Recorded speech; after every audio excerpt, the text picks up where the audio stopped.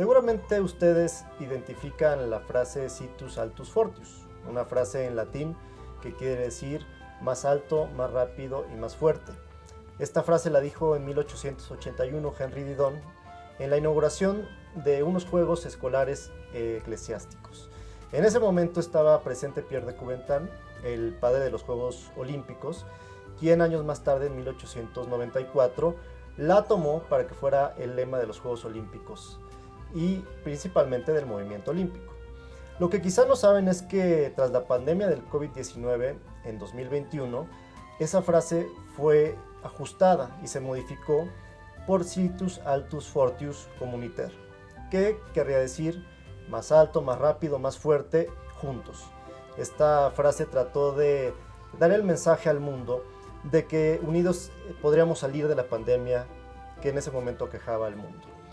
Bienvenidas y bienvenidos a la serie Entre Xochimilco y el SENA, que la Secretaría de Relaciones Exteriores prepara con motivo de los Juegos Olímpicos y Paralímpicos de París 2024.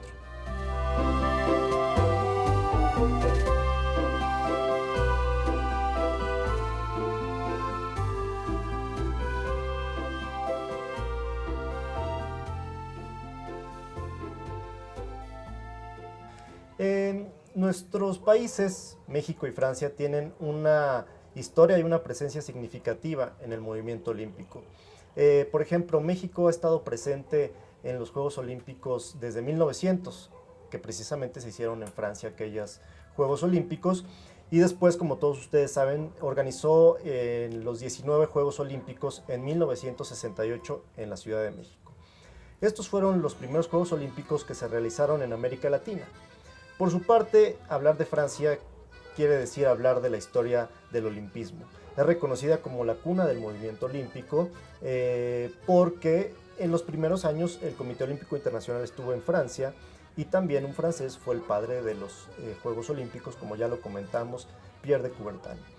Para hablar de estos temas tenemos el honor de que hoy nos acompañe la doctora Ana Laura de la Torre Saavedra. Es doctora en Historia por el Colegio de México, maestra en Historia Moderna y Contemporánea por el Instituto Mora, también es miembro de la Sociedad Internacional de Historiadores Olímpicos y fue la primera mexicana en recibir una beca del Centro de Estudios Olímpicos del Comité Olímpico Internacional para la elaboración de una investigación sobre el origen del movimiento olímpico en nuestro país.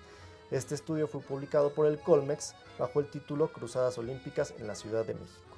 También ha realizado análisis históricos sobre los Juegos Centroamericanos, México 1968 y los desfiles deportivos del 20 de noviembre. Hola Eric, ¿qué tal? Muy buenos días, muchas gracias por invitarme a este proyecto. Con todo gusto. Bueno, hablábamos un poco de los antecedentes de Francia. Como hemos dicho, Pierre de Coubertin es el impulsor de los Juegos Olímpicos modernos. En 1894 en Francia él inicia el Comité Olímpico Internacional.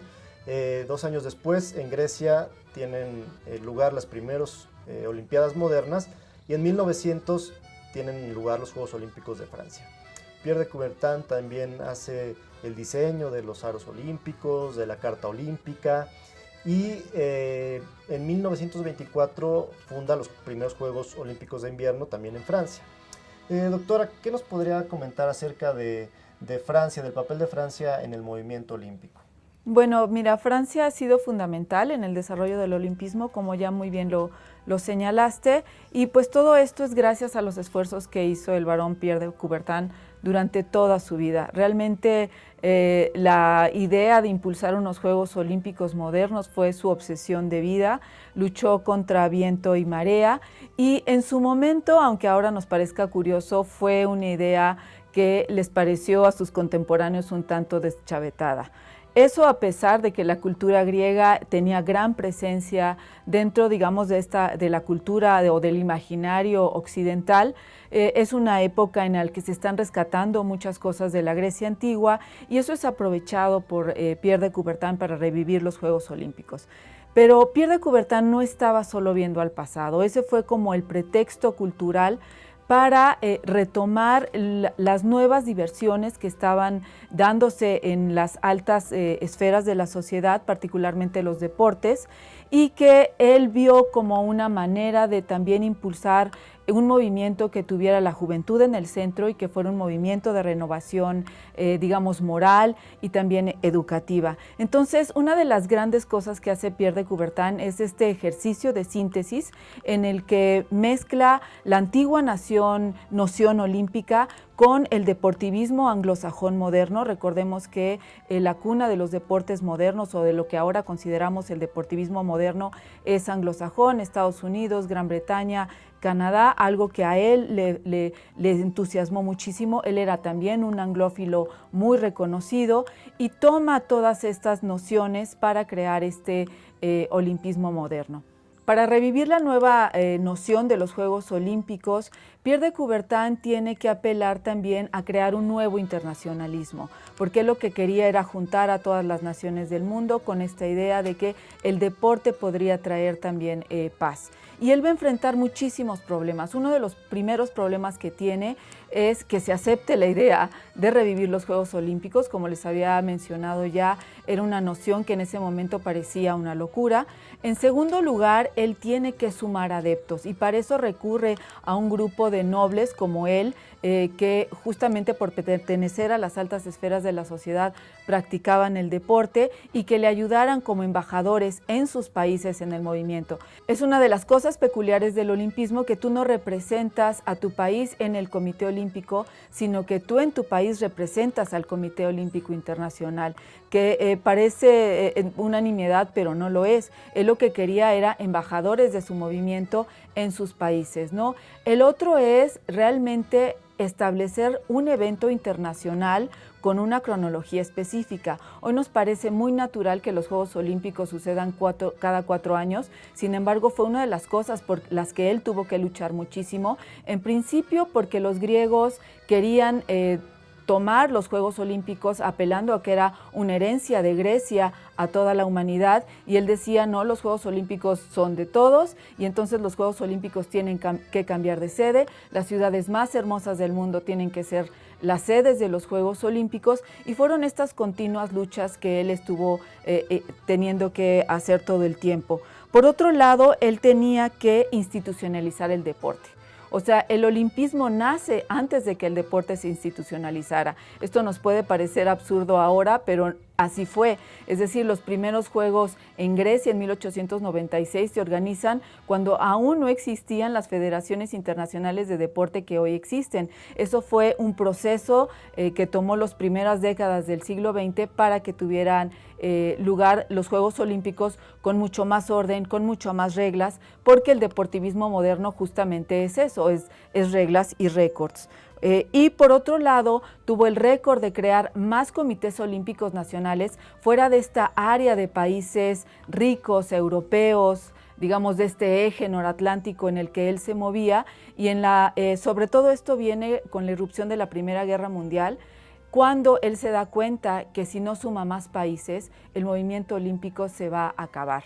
En 1916 los Juegos iban a tomar el lugar en Berlín, la guerra interrumpe el reloj olímpico que él ya había logrado consolidar, y entonces él voltea a América Latina y empieza a buscar embajadores en América Latina que promuevan el olimpismo, y en la década de 1920 empieza a hacer esfuerzos muy grandes por crear estos comités olímpicos nacionales, que es justamente cuando se crea el Comité Olímpico Mexicano en 1923, y digamos que la historia del olimpismo y la historia de Pierre de Coubertin es una historia de resistencia, de lucha y de una insistencia en consolidar una idea que a los ojos de sus contemporáneos parecía disparatada.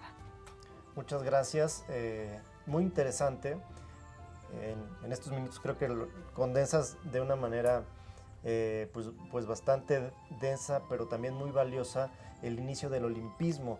Justamente hablando de historia, ¿no? que vamos a ir constantemente en esta charla del pasado al presente, los Juegos Olímpicos de París 2024 se conmemoran o van a suceder para conmemorar los 100 años de los últimos Juegos que hubo en París, ¿no? Es parte de la celebración que están teniendo o haciendo en Francia y el Comité Olímpico Internacional.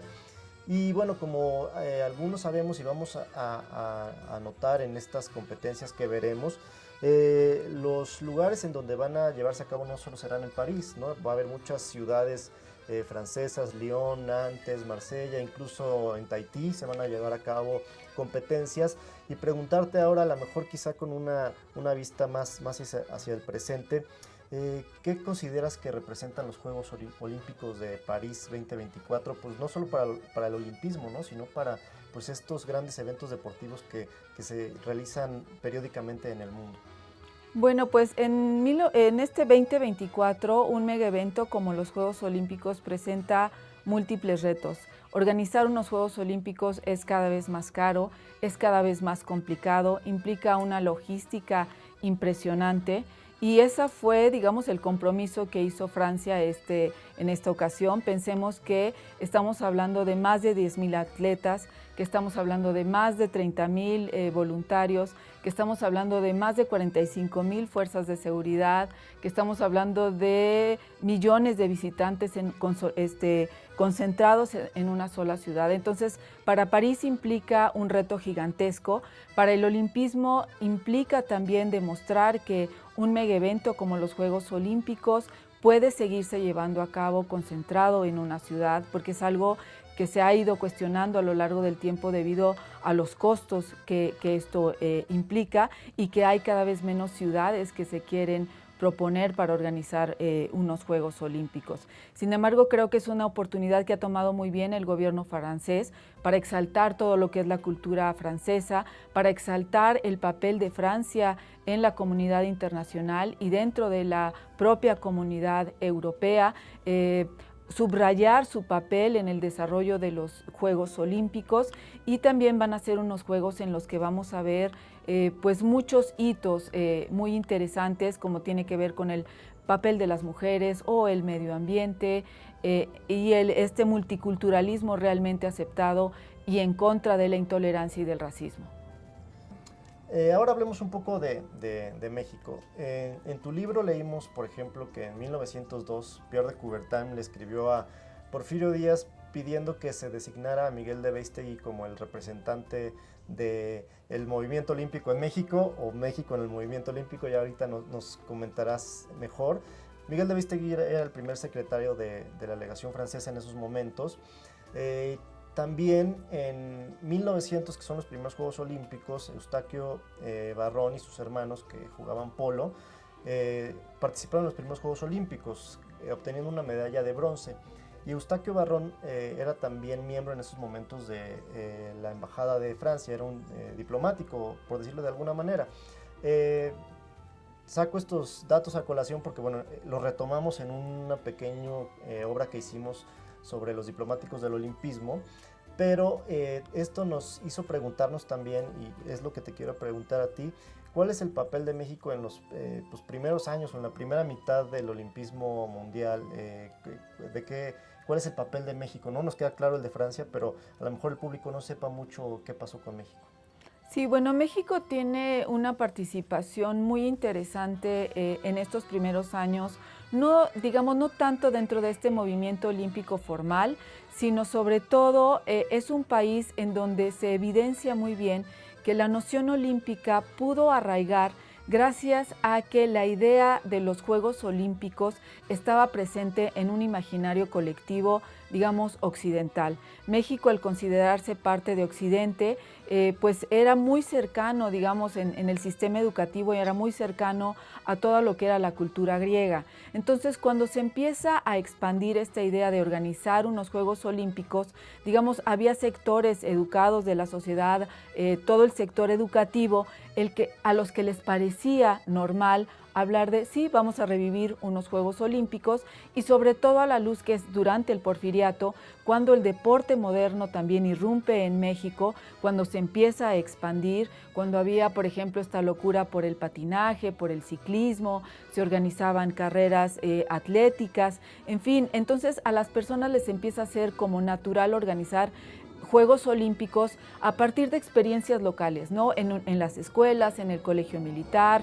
Las comunidades extranjeras radicadas en México también fueron promotoras de la idea del olimpismo, y digamos que se empieza a expandir esta idea en México a partir de estas experiencias locales, que dicho sea de paso, Pierre de Coubertin detestaba, porque uno de sus obsesiones, y finalmente fue el éxito de su movimiento, fue monopolizar la idea olímpica. Realmente Pierre de Coubertin rechazaba estas experiencias locales. De hecho, por ejemplo, a los argentinos, cuando se enteró que también lo hacían, les puso una regañiza tremenda.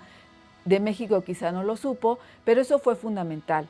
Los cables que llegaban de prensa desde Europa o desde Estados Unidos, narrando lo que estaba sucediendo en distintas sedes de los Juegos Olímpicos, también fue fundamental para que se expandiera la noción olímpica. Y sabemos que Beistegui fue el primer miembro COI mexicano. Realmente no hay mucha documentación que nos explique qué fue lo que realmente hizo. Sabemos que él pagaba sus cuotas, sabemos que, por ejemplo, no asistía a las reuniones, pero estaba presente, era hasta de este círculo que Pierre de Coubertin identificaba como un círculo que hacía ver que el movimiento se expandía, aunque no eran de los países principales que estaban expandiendo el movimiento olímpico. Sabemos que en 1913 Beistegui convocó a una serie de notables mexicanos, eran 99 notables mexicanos, encabezados por el Marqués de Guadalupe, para que organizaran un comité olímpico mexicano. Eran momentos muy complicados. Realmente mi única explicación de que esto haya sucedido en este momento es que estaban por cumplirse los primeros 20 años del Comité Olímpico Internacional, y que fue un esfuerzo que pidió Pierre de Coubertin a los miembros COI para que organizaran este comité. Pero en México la situación era realmente complicada. La Revolución Mexicana había irrumpido en 1910 y en 1913 se había dado ya el golpe de Estado de Victoriano Huerta. El país estaba realmente en llamas, él estaba resistiendo, y, digamos, la idea de organizar un Comité Olímpico Mexicano en ese momento era complicada, ¿no? Sin embargo, tenemos un antecedente bastante interesante, que es que durante el gobierno de Huerta se organizan unos Juegos Olímpicos escolares realmente masivos, y fue una manera como expresó su gobierno, su nacionalismo, su resistencia también a la invasión estadounidense, y donde también se mostraba, digamos, esta cultura. Ahorita la veremos como un tanto o un mucho conservadora de su gobierno, pero fue una manera como él trató de utilizar la cultura física para dar legitimidad a su gobierno, y utilizó el mote de olímpico. Si Pierre de Coubertin se hubiera enterado, yo creo que se hubiera enojado muchísimo, pero lo que yo quiero decir con esto es una evidencia de cómo se había arraigado ya la idea olímpica en nuestro país. Entonces, en estos primeros años, digamos que es una experiencia fuera de la formalidad del olimpismo internacional, pero que es lo que favorece que cuando en 1923 llega el enviado de Pierre de Coubertin, el conde de Baye-Latour, a promover la instauración de un Comité Olímpico Mexicano, pues esta idea pudiera cuajar. Muy bien, muy interesante. Y ahora que nos llevas y haces este recorrido histórico por los dos países, en especial de México, y nos retomamos el periodo de Porfirio Díaz, es muy interesante hacer notar cómo durante el porfiriato hay todo un impulso de modernización de México también a través de la cultura francesa, pero cómo también México participa en la primera feria internacional que se organiza en Francia, y que, digamos, es una primera ventana, por decirlo así, de México al mundo, ¿no? Muchos países no conocían a México, ¿no? Entonces, estos vínculos entre los dos países, ya no solo a través del deporte, sino a través de la cultura, es muy importante. Y a México y a Francia les es muy importante la cultura. Yéndonos o viniendo un poco más para el siglo XX y XXI, las Olimpiadas Culturales en México iniciaron antes que los Juegos Olímpicos Deportivos, iniciaron en enero en el Palacio de Bellas Artes. Y digamos que es un aporte de México al movimiento olímpico establecer cada Juegos Olímpicos un desarrollo, una oferta, una propuesta cultural porque México se sentía muy fuerte en ese punto. A lo mejor en los deportes no era un competidor tan alto como los países que tenían más medallas tradicionalmente, pero México quiere hacer esta propuesta, ¿no? Y en París 2024 lo que estamos viendo también es que Francia está exaltando grandes imágenes, grandes momentos de las Olimpiadas en muchos lugares o monumentos históricos. Estamos viendo ciclismo en Campos Elíseos, nado en el río Sena, en muchos monumentos históricos, en la Torre Eiffel, etcétera, etcétera. No solo son estos monumentos que representan algo del pasado, de la grandeza del país, sino están tratándoles de dar vida con estas competencias deportivas. ¿Cuál crees que es el significado de este uso o esta propuesta de Francia de complementar deporte con todos estos monumentos tan importantes para ellos? Bueno, Pierre de Coubertin sabía perfectamente que él era un habitante de una de las ciudades más bellas del mundo, que era París. Y su obsesión era que los Juegos Olímpicos tuvieran lugar en estas ciudades que fueran hermosas. París es sede olímpica por tercera ocasión, y si nosotros vemos pósters o carteles de los Juegos Olímpicos de 1900, de 1924 y de 2024, nos vamos a encontrar con un denominador común, que es que se está exaltando la belleza de París. Entonces, digamos que se sigue apelando a esta tradición de exhibir la belleza de París, de una Francia que se siente orgullosa de su historia, que de alguna manera tampoco borra aspectos de su historia que en algún momento pudieron haberse quedado atrás por eventos históricos posteriores. ¿A qué me estoy refiriendo? Por ejemplo, las competencias ecuestres van a tener lugar en Versalles, que es, digamos, el símbolo por excelencia del absolutismo monárquico europeo, pero también se van a tener lugar en lugares donde fueron importantes eventos de la Revolución Francesa. El maratón apela justamente a episodios de la Revolución Francesa, cuando trabajadores de la ciudad de París, panaderos y todos salen en una manifestación a pedir pan al rey, por ejemplo, ¿no? Entonces están haciendo toda esta serie de referencias históricas, culturales, que les sirven para mostrar al mundo la belleza de la ciudad de París, que, digamos, a finales del siglo XIX fue una de las primeras ciudades en modernizarse, en aplicar, digamos, criterios racionales ya de modernidad, y convertir a París en el modelo que fue de ciudad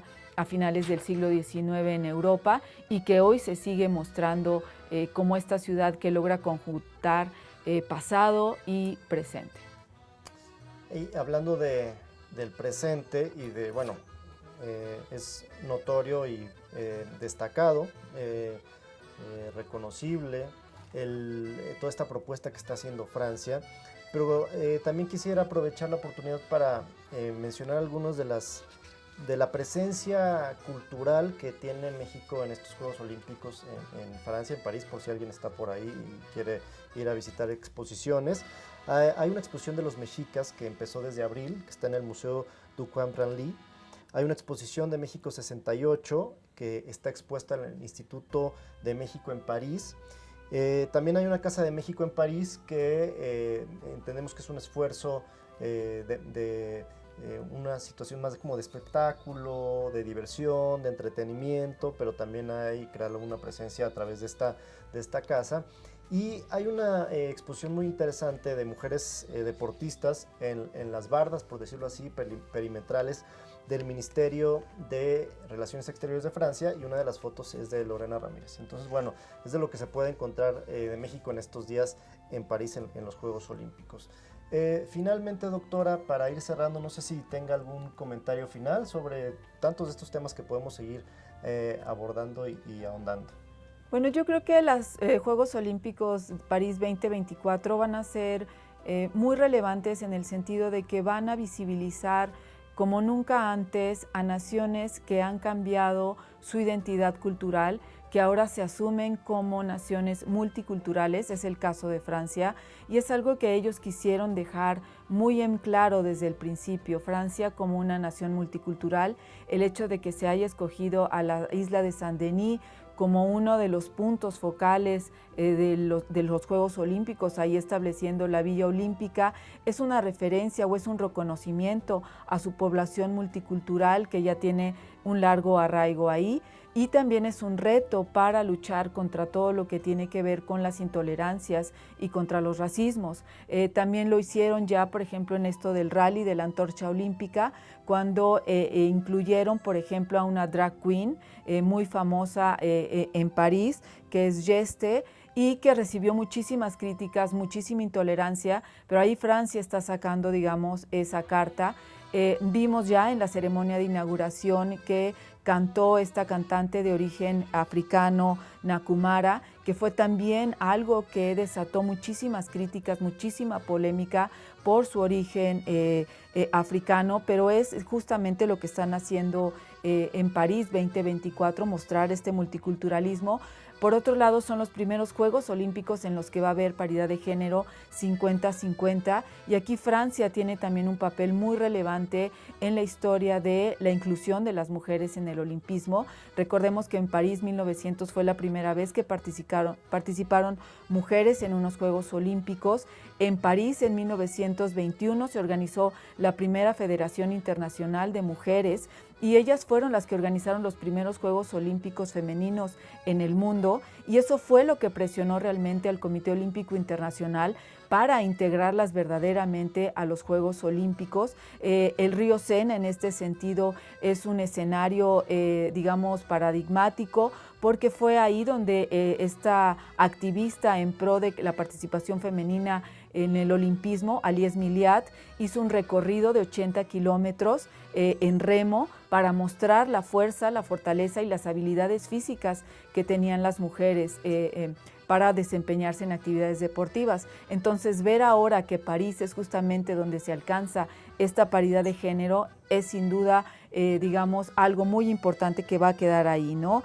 Por otro lado, estos Juegos Olímpicos, si bien ya Londres ya lo había externado de manera muy eficiente, van a ser unos Juegos que buscan ser verdes, ecológicos, que buscan reducir la huella ecológica.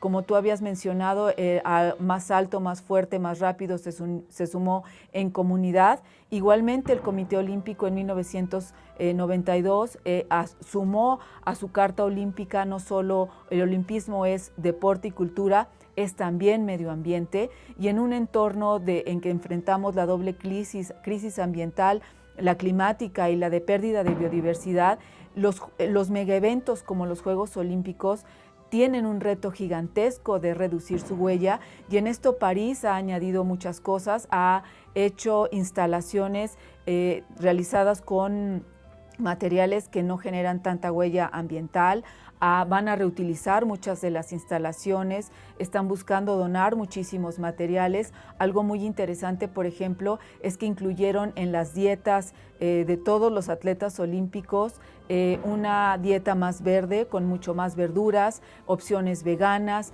con alimentos que son traídos no de muy lejos, sino que han sido producidos cerca de Francia. Por primera vez se va a hablar del desperdicio de alimentos, que es uno de los grandes problemas ambientales que vivimos actualmente, y también se va a hablar, por ejemplo, de evitar plásticos de un solo uso. Entonces, en todos estos ámbitos, yo creo que Francia va a dejar una huella, veremos qué tanto puede hacer esto, y por supuesto la ciudad olímpica, o digamos la Villa Olímpica, va a quedar como un ejemplo de un ejercicio que quiere hacer también un rescate no solo multicultural, sino también social, porque recordemos que Saint-Denis tiene una larga tradición como un barrio obrero. Muchas gracias, doctora.